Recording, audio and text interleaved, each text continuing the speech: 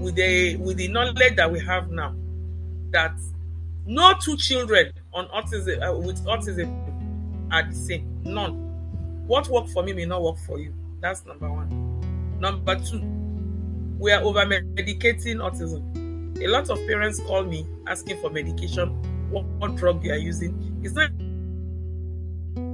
a disease that can be cured. It's not a disease.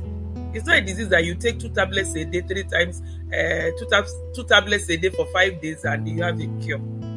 Yes, we have to manage the other symptoms and other comorbidities, but we have to be careful with medications we are giving our children.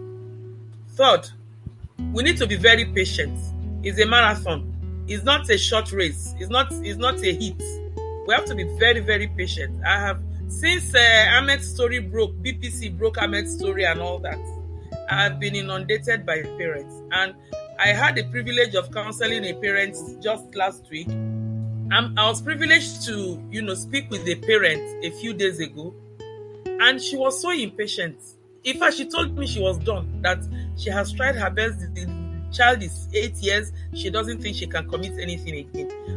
Even I, at some point, thought that by the time my child was 10, I'll be fine and there will be no issues. But each stage comes with its own separate challenges. We had to have a challenge with puberty.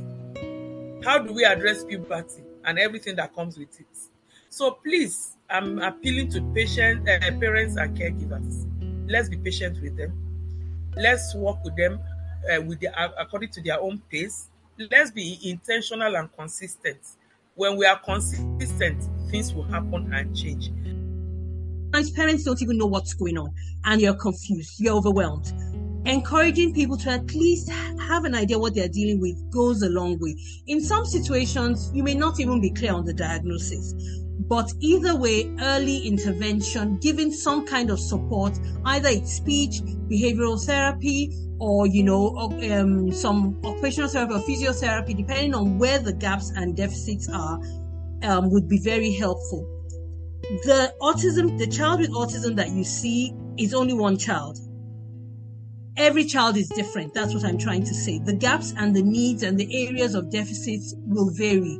And that will also inform the areas of emphasis that you're going to place when you are trying to support your child. So let's pay attention to the needs of each child and try and see how to help bridge the gaps by being very intentional. You heard what she said, that there was a time where she just picked one sound with the child and used that sound to work extensively with the child till the child began to acquire some language. Even if you cannot afford speech and language therapy, there are little things that you can do as a parent. Challenging behavior is often indicative of something the child is trying to communicate. It may be discomfort, it may be some distress, it may be just expressing something to you, and observing is key. I know that at times parents are very busy, you have your normal work, it's a lot. But if we realize that when you observe that challenging behavior, there is usually something that child is communicating through it. We can pay a bit of attention and see, is it something we can take away? Is something we can, for example, in Ahmed's case, crowded settings would make him have meltdowns, and he was difficult to handle in those situations. And she has learned that even as he's an adult now, she's still very mindful of how crowds affect him, and she's able to help him around.